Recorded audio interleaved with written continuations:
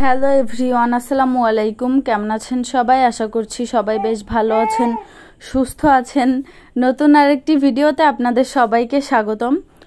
অনেক দিন পরে, মানে দীর্ঘ 2 দিন পরে আপনাদের সাথে আমি একটা ব্লগ ভিডিও শেয়ার করছি। এটা হচ্ছে বাবার বাড়িতে কাটানো প্রথম দিনের ভিডিও। আপনাদের সাথে আমি ইদানিং অলসতার কারণে আর সময় সুযোগের অভাবে সেরকম ভিডিও শেয়ার করতে পারছি না। তো যাই হোক, সকালবেলায় বাবার বাড়িতে ঘুম থেকে উঠেই দেখি আমাদের পুকুর থেকে মাছ ধরছিল। এটা হচ্ছে আমার দাদার পুকুর। তো মাশাল্লাহ অনেকগুলাই মাছ পেয়েছিল। যেহেতু এখন বর্ষাকাল, জেলেরা জাল টেনে অতটা মাছ মেরে শান্তি পাচ্ছিল না, যতগুলো পেরেছিল ধরেছিল। তারপরে হচ্ছে আমি সকালে খাওয়া দাওয়া করছিলাম। সকালে খেয়েছিলাম কচুরলতি ভুনা, মাছ ভুনা, আর সাথে ছিল ছোট মাছের তরকারি আর আম দিয়ে টক ডাল। এগুলোই ছিল আলহামদুলিল্লাহ সকালের খাবার। তো মাশাল্লাহ প্রত্যেকটা খাবারই অনেক বেশি মজা হয়েছিল। তবে ইদানিং কি হয়েছে জানেন, দীর্ঘ 1.5-2 মাস যাবত আমার খাবার খেতে গেলে প্রচণ্ড বমি আসে। ডাক্তার দেখিয়েছি 2 বার, বাট রিপোর্টে কিছুই ধরা পড়ে না, কিন্তু আমি খেতে গেলেই বমি আসে, কষ্ট করেই খেতে হয়।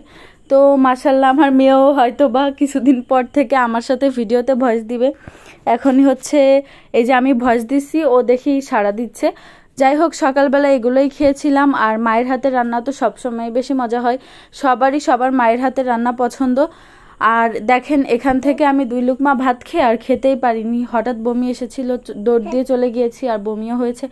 কি হয়েছে আমি না সঠিক বুঝতে পারছি না, কেন এমন হচ্ছে আমার সাথে। যাই হোক, এরপরে হচ্ছে আমি সকালে খাওয়া দাওয়া করে নেই। সবাই বলে আমি বেশি খাই এই জন্য এত মোটা। বাট আমার হাজব্যান্ড আর আমার মা বলে যে আমি একদমই খাই না, মানে অল্প খাই। মানে সবাই ভাবে কি আমি হয়তো অনেক খাই এজন্য মোটা, কিন্তু আমি কিন্তু অনেক খাই না আসলে। মানে একটা মানুষের বেঁচে থাকার জন্য যতটুকু খাওয়া প্রয়োজন ততটুকুই খাই, বাড়তি আমি একদমই খাই না। এই যে ভিডিওতে এত খাবার দেখেন, এগুলো কিন্তু সব আমি একা খাই না, আমরা সবাই মিলেমিশেই খাই। তারপরে খেয়েছিলাম হচ্ছে কাঁঠাল, তারপরে খেয়েছিলাম একটা চিপস আর হচ্ছে একটা ক্রিম রোল। এটা হচ্ছে আম্মু এনে দিয়েছিল আমাকে। তো আমি হচ্ছে হাবিজাবি খাবারই বেশি খাই, এই জন্যই হয়তো বা এত হেলদি।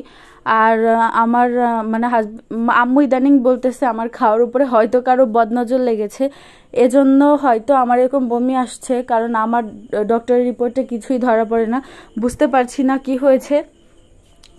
যাই হোক, আমার মা তো আমাকে সবসময় বারণ করে যে তুমি এভাবে খাওয়ার ভিডিও ছাড়বা না, হয়তো বা কারো বদনজরের ফলে তোমার এরকম হচ্ছে।